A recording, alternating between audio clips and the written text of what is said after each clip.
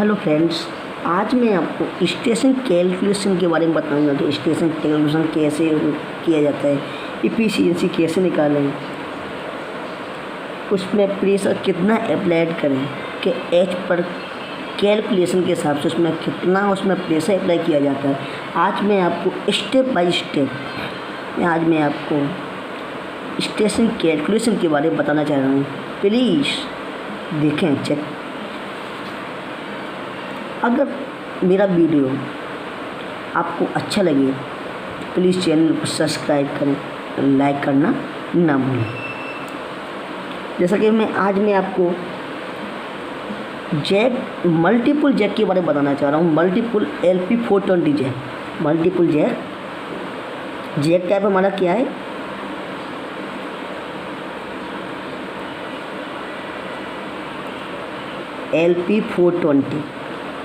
LP420 Jack हमारा type है, जिसका जैक एरिया हमारा, इसका जैक एरिया कितना होगा, jack ram area equal to कितना होगा 659.4 सेंटीमीटर स्क्वायर। करेक्ट। अब हम सबसे पहले हमारा फोर्स दिया होता है, थियोरेटिकल फोर्स है, एच पर ड्राइंग। जैसे कि let us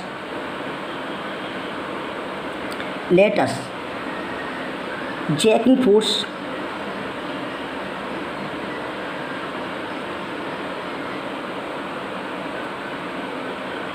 theoretical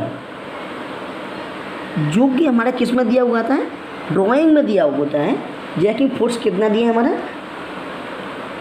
3874 kilo Newton H पर ड्राइंग।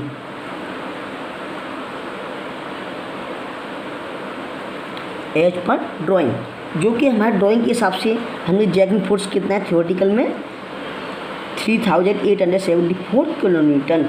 हमें क्या करना है, अब हमें एक्चुअल जैकिंग फोर्स निकालेंगे। तो निकालेंगे jacking force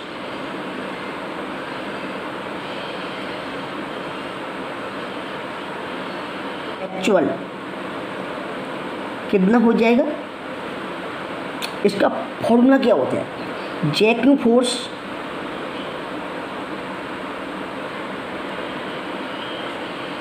theoretical divide by jack efficiency.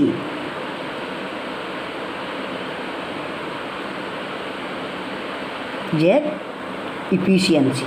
अब हमारा जैक इफिशिएंसी कहाँ से आएगा, जब हम जैक का कैलिब्रेशन करते हैं तो हम इफिशिएंसी उसकी निकालते हैं। जैसे कि हम लेट भी जैक इफिशिएंसी कितना मानते हैं, देखो हमारा जैक फोर्स कितना दिया हुआ है 3874 kilo newton divide by jack efficiency. Late में हमने क्या मान लिया 98.927%। ओके, इतना हमारा जैक इफिशिएंसी ने लेट में कर लिया। तो जब हम इसको कैलकुलेट करेंगे तो कितना आ जाएगा 3916.018 किलो न्यूटन। तो ये हमारा क्या हो गया, ये हमारा जैकिंग फोर्स हो गया। क्या हो गया,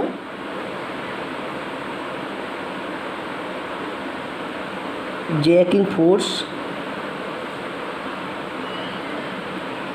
एक्चुअल कितना आ गया 3916.018 किलो न्यूटन। अब हम क्या निकालेंगे, प्रेशर। अब हमें प्रेशर कितना अप्लाई करना है, तो इसके लिए निकालेंगे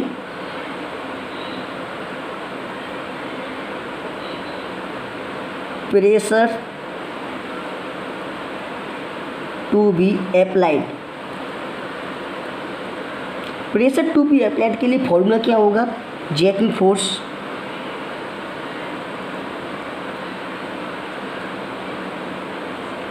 actual divide by 9.81 into jack ram area. Jack ram area.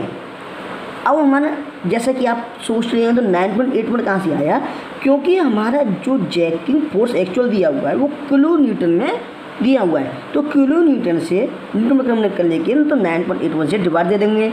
क्या आएगा, जैकिंग फोर्स कितना दिया है हमारा, jacking force 3916.018 divide by 9.81 into, अब जैक एरिया जैसे कि मैंने आपको ऊपर बताया था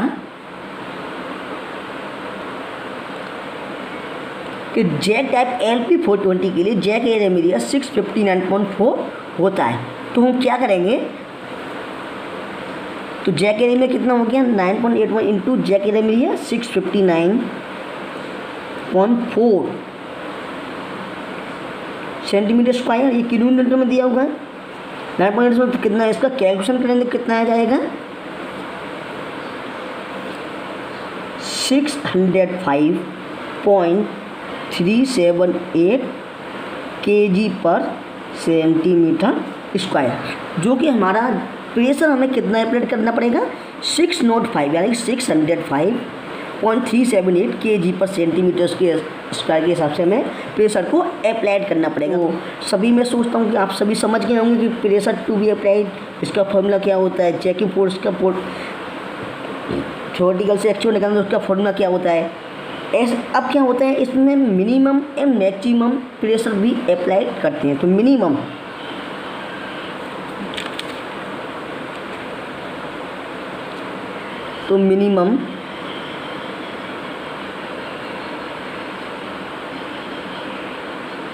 प्रेशर अप्लाइड यानी कि माइनस का 5%। जब माइनस का 5% करेंगे, इसका माइनस का 5% निकालना कितना आ जाएगा 575.109 kg पर सेंटीमीटर स्क्वायर। अब मैक्सिमम कभी कभार क्या होता है कि हमें प्रेशर मैक्सिमम तक भी जाना पड़ता है क्योंकि हमारा एलोंगेशन नहीं आ पाता है। तो क्या करेंगे, तो मैक्सिमम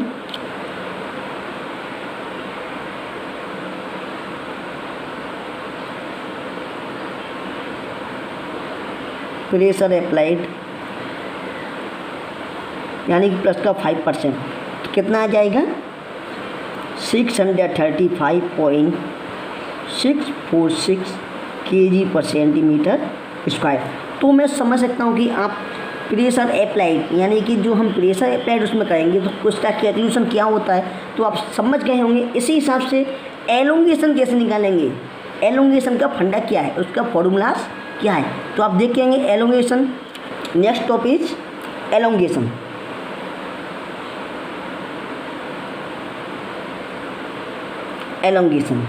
अब थ्योरेटिकल एलोंगेशन क्या है, theoretical elongation as per drawing, जो कि हमारी थ्योरेटिकल एलोंगेशन हमारी ड्राइंग में दी हुई है। तो एज पर ड्राइंग हमारा कितना है 299.8 mm, समझ गए होंगे ना, जो कि हमारा थ्योरेटिकल एलोंगेशन हमेशा हमारा ड्राइंग से दिया होता है। तो इसीलिए तो हमने 299.8 mm कर दिया। अब इसका मॉडिफाई एलोंगेशन निकालेंगे, मॉडिफाई एलोंगेशन।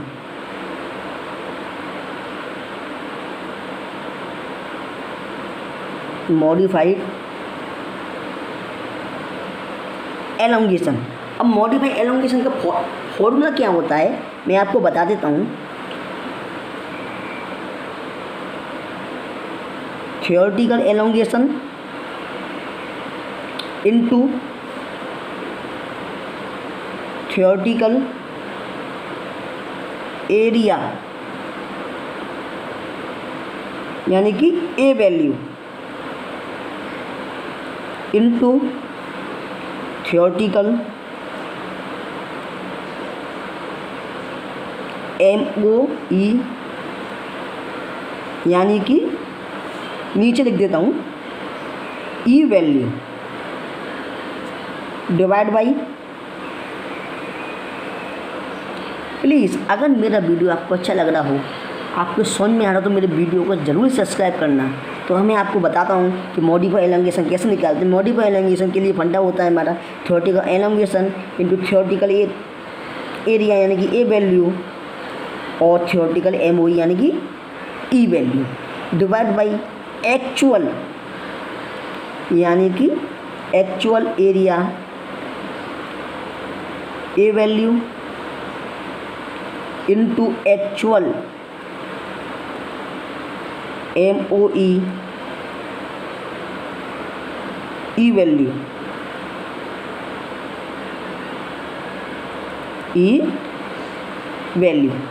अब जैसा कि आप देख रहे हो हमारे पास इसमें थ्योरेटिकल एलोंगेशन तो हमारा दिया हुआ है, गिवन है, but theoretical area of A value नहीं दिया हुआ, थ्योरेटिकल एमओई ई वैल्यू नहीं दिया गया। तो हम इसके लिए क्या करेंगे, ये theoretical area of A value theoretical MoE E value हमारा एज पर ड्राइंग जो हमारा एक होता है उसको हम इसमें पुट कर देंगे।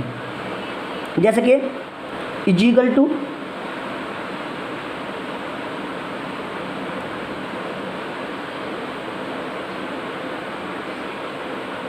थ्योरेटिकल एलोंगेशन हमारा कितना दिया हुआ है 299.8 इनटू जो कि इसमें दिया हुआ है एमएम में into theoretical area of A value. Theoretical area of A value हमारा एच पर ड्राइंग तो होता है 140 यानी कि 140 इनटू थ्योरेटिकल एमओई वैल्यू कितना होता है 1.95 इंटू 10 की पावर 5 डिवाइड बाई। अब आप सोच रहे होंगे कि एक्चुअल ए वैल्यू एक्चुअल एमओई वैल्यू क्या होता है, ये हम कहाँ से फाइंड आउट करते हैं। तो आप सबको मैं बता देता हूँ कि actual area of A value actual MOE E value को हम MTC material test of certificate से फाइंड आउट करते हैं, जिससे कि हमारा एक्चुअल एरिया एक्चुअल हमारा स्टैंड का एरिया और एमओई वैल्यू निकल के पुट होके आ जाता है। जैसे कि हमारा स्टैंड होता है तो उसका हम MTC material test of certificate से फाइंड आउट करते हैं। तो एक्चुअल एरिया ए वैल्यू हमने पुट कर लिया 144.74 इंटू एमओई वैल्यू 197,360 ये हमारा निकल के आ गया एज पर एमटीसी। मैं इस पर लिख देता हूँ जैसा कि आपको याद है एज पर एमटीसी का फुल फॉर्म होता है मटेरियल टेस्ट सर्टिफिकेट, यानी जिससे कि हमारा ये एक्चुअल निकल के आता है कि हमारा स्टैंड का एक्चुअल एरिया कितना एक्चुअल एमओई यानी कि ई वैल्यू हमारा एक्चुअल में कितना है। तो हम इसको जैसे ही कैलकुलेशन करेंगे तो हमारा मॉडिफाई एलोंगेशन निकल के आ जाएगा। मॉडिफाइड एलोंगेशन निकल के कितना आ जाएगा, जैसे हम कैलकुलेशन करेंगे तो निकलेगा 286.514 mm। सेम इसमें भी माइनस का 5% प्लस का 5% हमको निकालना पड़ता है। तो जैसे कि मैं निकालता हूँ प्लस का 5% माइनस का 5% एलोंगेशन मिनिमम एलोंगेशन यानी कि माइनस का 5% कितना आ जाएगा 272.188 mm और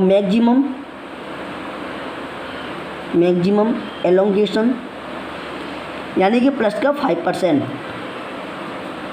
कितना आ जाएगा 300.839 mm। तो मैं सोच सकता हूँ कि आप